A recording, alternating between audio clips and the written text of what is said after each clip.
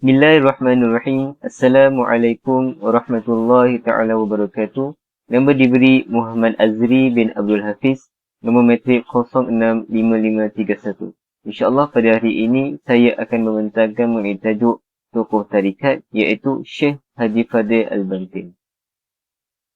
Terusnya, sebagai pengenalan, Haji Fadil Bantin merupakan ulama Nusantara yang sangat terkenal dengan sumbangan dan ketokohannya dalam bidang kerohanian dalam kerajaan Johor pada abad ke-19 dan juga awal abad ke-20 tidak lama dahulu.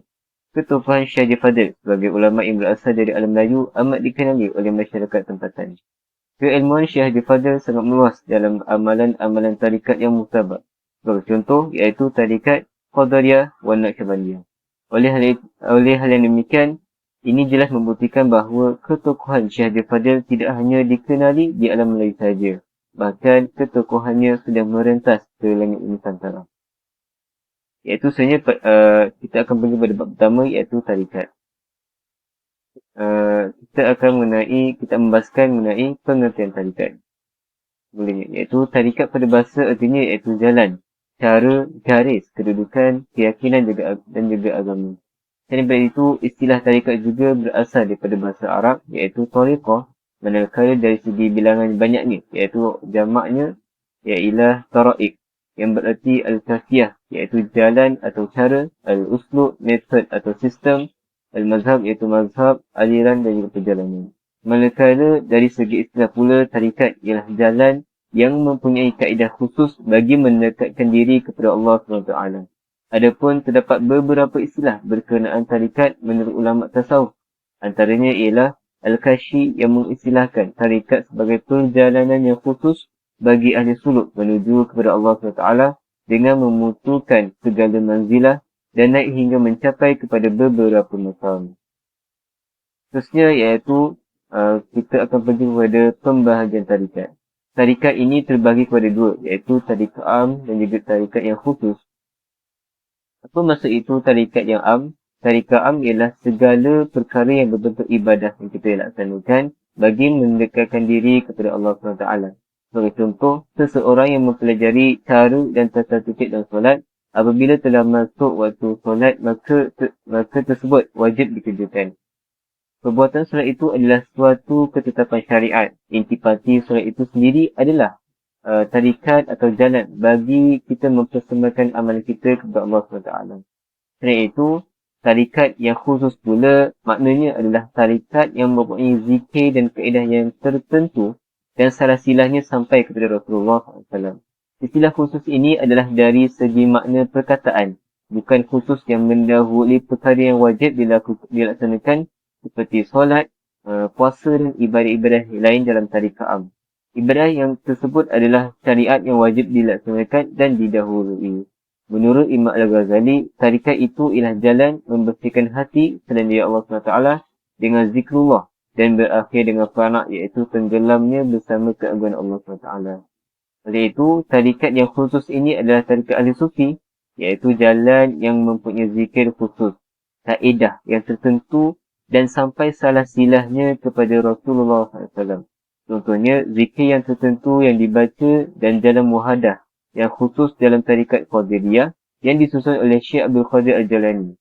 Tarikat Syazaliyah yang disusun oleh Syekh Abu Hasan Al-Syazali dan lain-lain lagi.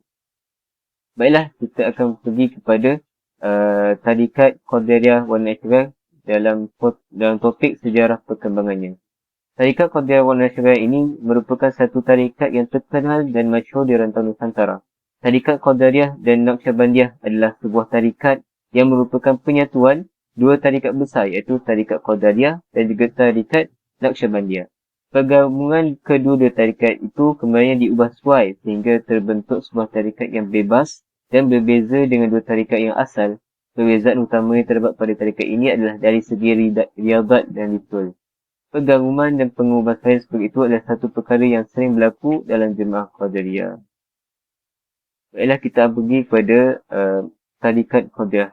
Yang pertama, tarikat Qadiriyah ini adalah diambil dari nama pengasasnya iaitu seorang sufi yang sangat alim dan mempunyai pengaruh besar dalam sejarahnya serta mempunyai pelbagai nama panggilan terhormat. Contohnya, Qutb Al-Awliya, Sahib Al-Karamat dan Sultan Al-Awliya. Ia merupakan pemilik dan penaung bagi tarikat ini. Sufi itu adalah Syekh Abdul Qadir Al-Jalani. Tarikat Qadariyah mempunyai ajaran berupa wirid dan zikir, sedangkan zikir itu disebut sebagai zikir nafi, isbat atau zikir jah yang dilakukan dengan lafaz. Hal ini dilakukan dengan cara ini kerana zikir bukan sahaja bererti mengingati Allah SWT sahaja, bahkan berzikir melibatkan aktiviti menyebut nama Allah berulang kali. Objektif iaitu tujuan aktiviti adalah mengingati Allah. Realiti terungkap secara ringkas dalam ayat pertama syahadah iaitu tiada Tuhan selain Allah SWT mengandungi seluruh nama Allah yang disebut dalam Al-Quran dan ia adalah sebaik-baik zikir. Seterusnya kita akan pergi pada tarikat Naqsyabandiyah. Naqsyabandiyah ini didirikan oleh Muhammad bin Muhammad Bahuddin Al-Uwaisi Al-Bukhari Naqsyabandi. Lahir di Hinduan atau Arifan, Bukhara, Uzbekistan pada tahun 717 Hijrah, iaitu bersamaan 1318 Masih, dan meninggal dunia pada tahun 791 Hijrah, iaitu pada tahun bersamaan 1389 Masih. Beliau merupakan seorang tokoh sufi utama yang terkenal dan mempunyai ramai pengikut di Indonesia dan juga di pelbagai pelosok dunia Islam. Tarikat Naqsyabandiyah ini ialah mempunyai ajaran utama iaitu amalan zikir-zikir atau wirid yang zikirnya dinamakan zikir ismuzat, iaitu ataupun zikir sirri yang dijalankan dengan tidak bersuara. Orang yang pertama kali menganjurkan zikir dengan zikir ismuzat adalah sahabat Abu Bakar As-Siddiq radhiyallahu anhu, kemudian turun kepada Syekh Bahuddin Al-Uwaisi Al-Bukhari Al-Naqsyabandi. Setelah diamalkan oleh Syekh Al-Bahuddin Al-Uwaisi, maka dinamakan zikir Naqsyabandiyah atau dikenali sebagai tarikat Naqsyabandiyah. Seterusnya kita akan pergi pada tarikat Qadariyah wan Naqsyabandiyah. Tarikat Qadariyah wan Naqsyabandiyah ini didirikan oleh Syekh Khatib Sambas, iaitu merupakan musyrik terkenal pada abad ke-19. Nama penuh beliau ialah Syekh Ahmad Khatib bin Abdul Ghaffar bin Abdullah bin Muhammad As-Sambasi. Beliau ini lahir di kampung dagang Sambas yang terletak di Kalimantan Barat. Hari lahirnya ialah pada bulan Safar 1217 Hijrah bersamaan dengan 1802 Masihi. Beliau wafat di Mekah pada tahun 1289 Hijrah bersamaan dengan 1872 Masihi. Pergabungan tarikat juga sangat popular pada masa itu. Sebagai contoh, tarikat Fatimiyah yang diasaskan oleh Syekh Abdullah adalah merupakan gabungan tarikat Naqsyabandiyah, Qadariyah, Chistiyah, Kubrawiyah dan juga Suhrawardiyah. Oleh itu, Syekh Ahmad Khatib juga tidak terlepas dalam amalan tarikat. Beliau juga menggabungkan dua tarikat yang sangat masyhur dalam dunia tarikat, iaitu tarikat Qadariyah dan Naqsyabandiyah, sehingga dikenal dengan nama tarikat Qadariyah wan Naqsyabandiyah. Seterusnya, kita akan pergi kepada anak murid bagi pengasas tarikat Qadariyah dan juga Naqsyabandiyah. Antara anak murid Syekh Ahmad Khatib Sambas ini sangat ramai, bahkan pengaruh dan bina tarikat ini dikatakan melebihi tokoh-tokoh penyembah tarikat Qadariyah seperti Syekh Nuruddin Al-Rani, Syekh Abdul Rauf Al-Fansuri dan juga lain-lain. Antara nama muridnya yang juga merupakan ulama besar ialah Syekh Zainal Abidin yang berasal dari Kelantan. Beliau ini diutus oleh Syekh Ahmad Khatib Sambas ke Kalimantan Barat sebagai ketua khalifah di sana. Syekh Zainal Abidin Al-Kalantani meninggal dunia di kampung Seberang Sambas. Syekh yang kedua adalah Syekh Abdul Karim Al-Bantani. Beliau dilantik oleh Ahmad Khatib sebagai khalifah di Mekah. Yang ketiga, Syekh Ahmad Hasbullah bin Muhammad Al-Manduri, wakil khalifah di Jawa Timur. Yang keempat, Syekh Zalkashi Barjan Purwajo dan Syekh Ibrahim Berumbung, wakil khalifah di Jawa Tengah. Yang kelima, Syekh Asnawi Bantin di Jawa Barat. Yang keenam, Syekh Muhammad bin Ismail bin Abdul Rahim berasal dari Pulau Bali. Yang ketujuh, Syekh Abdul Latif bin Haji Abdul Qadir berasal dari Sarawak. Yang terakhir sekali adalah Haji Ahmad Shah dari Pontian Johor. Seterusnya, ini adalah karya Syekh Ahmad Sambas. Amalan-amalan tarikat Qadariyah Naqsyabandiyah ini iaitu Syekh Ahmad Khatib Sambas dimuatkan dalam kitabnya yang masyhur yang bernama Fathul Arifin. Kitab ini dikatakan merupakan himpunan nota-nota syarahannya yang dicatat oleh salah seorang muridnya yang bernama Muhammad Ismail bin Abdul Rahim, dan juga catatan ini kemudiannya dibukukan di Mekah pada tahun 1295 Hijrah. Isi kandungan ia meliputi tata cara bai'at, talqin, zikir, muqarabah dan silsilah tarikat tersebut. Buku inilah yang hingga saat ini masih dijadikan pegangan oleh para musyid dan pengikut tarikat Qadiriyah Naksabandia. Dengan demikian, maka tentu saja nama Syekh Ahmad Khatib Sambas selalu dikenang dan dipanjatkan dalam setiap doa dan munajah oleh para pengikutnya. Walaupun Syekh Ahmad Khatib Sambas ini sangat terkenal sebagai seorang tokoh sufi, namun beliau juga ada menghasilkan karya dalam bidang ilmu fiqh. Karya itu berjudul iaitu mengenai perihal Jumaat. Karya ini masih dalam bentuk manuskrip kandungannya membicarakan masalah seputar Jumaat dan membahas pula mengenai hukum penyembelihan secara Islam. Pada bahagian akhir, naskah manuskrip terdapat satu nasihat panjang sebelum diakhiri dengan beberapa amalan wirid beliau saya amalan tarikat. Dan inilah antara karya-karya Syekh Ahmad Sambas. Seterusnya kita anggapi pada amalan tarikat Qadiriyah wan Naksabandia. Antara kaedah yang digunakan untuk mengamalkan tarikat ini termasuklah yang pertama, kaedah bai'at. Apa itu bai'at? Bai'at ini adalah janji untuk melaksanakan ibadah kepada Allah SWT supaya hati menjadi lebih mantap. Zikir dan doa yang diamalkan berterusan mursyid atau guru kepada guru lagi dan seterusnya sehingga tiba kepada silsilah yang tertinggi iaitu kepada Rasulullah SAW. Yang kedua adalah Rabitah. Kaedah Rabitah ini adalah usaha mengingat wajah guru atau syekh dalam ingatan pelajar. Sebelum seorang jemaah berzikir, dia harus terlebih dahulu melahirkan kenangan buat mursyid yang telah berikrar dan melafazkan lafaz zikir yang akan diamalkan. Yang ketiga adalah muraqabah. Muraqabah ini adalah duduk dalam renungan atau diam penuh kesungguhan seperti kita ini seolah-olah berurusan dengan Allah dan yakinkan diri bahawa Allah sentiasa memerhati dan menjaganya. Yang keempat adalah suluk. Suluk ini iaitu suatu aktiviti menyendiri untuk sementara waktu dari kesibukan dunia selama 40 hari. Tetapi ada juga yang melakukan mengasingkan diri hanya selama 10 atau 20 hari. Bergantung pada ajaran masing-masing mursyid. Kalau kita tahu tarikat yang diamalkan oleh Syekh Haji Bantin, kita akan pergi kepada latar belakang tokoh kita, iaitu tokoh tarikat Syekh Haji Bantin. Latar belakang tokoh ini adalah Syekh Haji Fadil Bantin atau nama penuh beliau, iaitu Syekh Haji Fadil bin Haji Abu Bakar Al-Bantin, lahir sekitar tahun 1287 Hijrah, iaitu bersamaan dengan 1870 Masihi di sebuah negeri yang berada di hujung barat Indonesia, iaitu Bantin, Jawa Barat dan Indonesia di Bakri, Muar, Johor pada 29 Jambil Awal 1369 Hijrah, iaitu 18 Mac 1950 Masihi. Kemudian beliau ini dikebumikan di Batu 28 Lenggang Muar. Syekh Fadil telah mendapat pendedahan amalan tarikat semenjak berada di Bantin lagi. Beliau mula mengenali tarikat Qadiriyah wan Naksabandia ini yang tersebar di seluruh Jawa yang dibawa oleh murid-murid Syekh Ahmad Khatib bin Abdul Ghaffar Sambas, iaitu lahir 1207 Masih bersama 1802 Masih dan wafat sehingga 1289 Hijrah bersama 1872 Masih. Salah seorang khalifahnya yang paling terkenal yang berasal dari Bantin iaitu Syekh Abdul Karim Al-Bantani. Syekh Fadil mempunyai dua orang isteri. Daripada isteri yang pertama, Syekh Fadil memperoleh 4 orang anak. Seorang anak lelaki dan 3 orang perempuan. Anak lelakinya ialah orang kaya penghulu Haji Abdul Hamid. Setelah isteri pertamanya meninggal dunia, beliau berpindah ke Bandar Muar dan berkahwin lagi dengan seorang janda yang mempunyai 2 orang anak. Dan kedua-dua anak tirinya iaitu Haji Osman bin Haji Az-Zahari dan Haji Ali bin Haji Az-Zahri merupakan penerus perjuangan Syekh Haji Fadil. Dan juga antara murid Syekh Fadil yang menjadi ulama besar ialah Sahibu Samaha Haji Ahmad yang pernah menjadi mufti kerajaan Johor dan anak tirinya Haji Osman Az-Zahari yang pernah memegang jawatan yang di-Ketua Badan Kebajikan Jemaah Khawjakan. Seterusnya kita akan pergi pada sumbangan dan pengiktirafan tokoh Syekh Haji Fadil Bantin.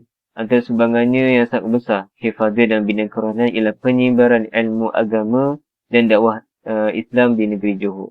Beliau ini mula mengajar di Kampung Lenggang Muar. Selain pelbagai ilmu Islam yang asas seperti Fardhu Ain, Syekh Fadil amat menekankan amal wirid khawjakan atau khatam khawjakan yang sangat terkenal dalam ajaran tarikat 14 Naksabandia. Isi kandungan yang terdapat dalam wirid tersebut adalah zikir-zikir seperti ayat-ayat Al-Quran, selawat atas Nabi, Asma'ul Husna dan lain-lain lagi. Bagi tujuan utamanya iaitu mendekatkan diri kepada Allah Taala dan memohon keredaannya. Dan seterusnya adalah antara pengiktirafan Syekh Fadil yang diterima oleh beliau adalah menjadi mufti pribadi Sultan Johor. Semuanya bermula ketika Perang Dunia Kedua berlaku antara tahun 1999 sehingga 1945, yang di mana keadaan darurat mengakibatkan Sultan Johor perlu menyelamatkan kerajaan Johor, termasuk diri pribadi dan keluarganya dengan apa cara sekalipun. Lalu atas nasihat beberapa insan yang arif, baginda menitahkan Datuk Osman Buang sebagai pegawai daerah Muar ketika itu untuk mencari dan menjemput ulama sufi itu datang ke istana baginda. Syekh Fadil akan membaca wirid untuk menjaga keselamatan Sultan, walau bagaimanapun untuk lebih mudah melakukannya pelbagai amalan wirid dan munajat kepada Allah, beliau memilih masjid yang lebih banyak berkatnya dari rumah. Akhirnya Sultan Ibrahim memperoleh ketenangan jiwa kerana keberkesanan dan keberkataan doa Syekh Haji Fadil. Setelah Perang Dunia Kedua berakhir, baginda memberikan anugerah kepada ulama sufi tersebut. Iaitu antaranya adalah Sultan telah menganugerahkan pangkat kepada Haji Fadil, iaitu dia dilantik sebagai mufti pribadi Sultan. Jabatan ini berbeza dengan mufti kerajaan. Mufti pribadi adalah bertanggungjawab kepada Sultan. Ia memberi nasihat dan fatwa jika dikehendaki oleh Sultan. Selain anugerah yang berupa kedudukan itu, Sultan Ibrahim juga membiayai Syekh Fadil dan isterinya menunaikan ibadah haji dan memberikan beberapa hadiah yang tidak terkira besar dan banyaknya. Sebagai yang terhingga besarnya daripada Sultan Ibrahim ialah apabila baginda membuka pintu kebebasan seluas-luasnya 15 kepada Syekh Fadil untuk menubuhkan kumpulan-kumpulan wirid khawajakan di seluruh kerajaan Johor tanpa sebarang halangan. Seperti yang dicatat oleh almarhum Al-Ustaz Haji Wan Muhammad Sagir tentang penubuhan kumpulan ini berdasarkan tulisan Ustaz Haji Ahmad Tunggal. Peringkat awal pembentukan kumpulan tersebut di Pontian yang diketuai oleh Haji Ahmad Shah, di Batu Pahat oleh K. Saleh, di Muar oleh Haji Abdul Majid dan di Mesir oleh Haji Siraj bin Marzuki. Setelah kita memberi penerangan mengenai tarikat dan juga tokoh tarikat, kita akan seterusnya pergi pada tajuk bab yang bab seterusnya iaitu temu bual. Kemudian adalah Prof. Mardia Dr. Syed Hazrul Lutfi bin Syed Umar. Soalan pertama adalah bagaimana tarikat dapat mendidik jiwa? Jawapannya adalah pertama, tazkiyah an-nafs, iaitu usaha mewujudkan keadaan jiwa untuk merasa tenang, damai dan bahagia dalam beribadah kepada Allah Taala dan cara menyucikan diri dari segala perkotoran dan penyakit jiwa. Yang kedua adalah taqarrub ila Allah ataupun mendekatkan diri kepada Allah merupakan nilai utama didikan jiwa dalam tarikat. Dalam amalan tarikat, aktiviti ini dijalankan dengan cara muraqabah, khalwat dan juga rabitah. Muraqabah ialah duduk merenung atau berdiam diri seolah-olah menghadap Allah dan menyatakan diri bahawa Allah sentiasa memerhati dan memberi perhatian kepadanya. Khalwat iaitu adalah aktiviti mandiri ketika daripada aktiviti duniawi. Manakala rabitah ialah usaha mengingati wajah guru atau syekh dalam ingatan seseorang. Ketiga, ma'rifatu billah, iaitu mengetahui hakikat wujud Tuhan secara dekat sehingga hatinya seolah-olah melihat Tuhan. Yang kedua adalah, adakah ilmu tarikat itu perlu bersambung sanadnya kepada Rasulullah SAW? Jawapannya adalah ya, kerana setiap seorang syekh yang memimpin sebuah tarikat dengan penuh hati-hati menjaga silsilah atau sanad yang boleh menunjuk dan membuktikan siapakah syekhnya dan siapa pula para masyaihnya sebelum dia, turun-temurun sampai kepada Rasulullah SAW. Kerana ini boleh menjadi perakuan tentang kesahihan tarikat yang dipimpinnya, maka itu secara praktikalnya dapat dijelaskan bahawa silsilah itu bagaikan catatan senarai nama para masyaih sampai kepada Rasulullah SAW yang boleh asas pengasahan seorang syekh serta boleh menunjukkan kesiapan tarikat, mana dia termasuk dan bagaimana hubungannya dengan para masyaih tarikat ini. Soalan yang lain adalah, apakah kelebihan dan kekurangan terhadap tarikat? Kelebihan dan kekurangan terhadap tarikat dari aspek amalan tiada kekurangannya kerana segala amalan tarikat itu diajarkan dan apa yang dibawa oleh Nabi SAW. Amalan asas tarikat itu adalah zikir. Dan zikir itu banyak disebutkan di dalam Al-Quran dan As-Sunnah dan tiada satu pun kekurangan. Akan tetapi, kekurangan tersebut dapat dikenal pasti kepada orang yang beramal dengan tarikat itu melalui pada sikapnya, tindak tanduknya ataupun kefahaman seseorang itu pada tarikat yang boleh menjadikan berlaku kesilapan atas sebab kejahilannya atau kerana kesombongannya atau keangkuhannya dan lain-lain lagi.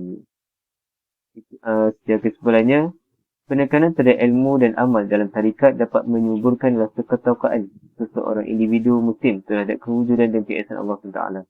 Dengan berbuat demikian, hati seorang insan akan menjadi bersih dan dapat menghampiri diri daripada hakikat dan ma'rifatullah. Ilmu tarikat ini sangat penting kepada masyarakat Islam dan ia tidak boleh diabaikan untuk mendapatkan kerahmatan dan keridaan Allah SWT. Perjuangan tokoh tarikat dalam menyebarkan dakwah serta mengajarkan ilmu perlulah diambil contoh dan iktibar dalam kesungguhan mereka dalam syiar Islam. Tujuan utama dalam mempelajari ilmu ini adalah untuk mencapai kemuncak kepada ma'rifatullah dan musyahadah terhadap Allah SWT. Kajian ini mendapati bahawa proses pengamalan dalam satu jalan tarikat yang benar dan sahih dapat meningkatkan kerohanian individu muslim bergantung dengan niat yang ikhlas dan kesungguhan menambah ilmu dan amal dan tasawuf sebagai sumber memperkukuhkan jati diri. Itu sahaja dari saya. Sekian. Terima kasih.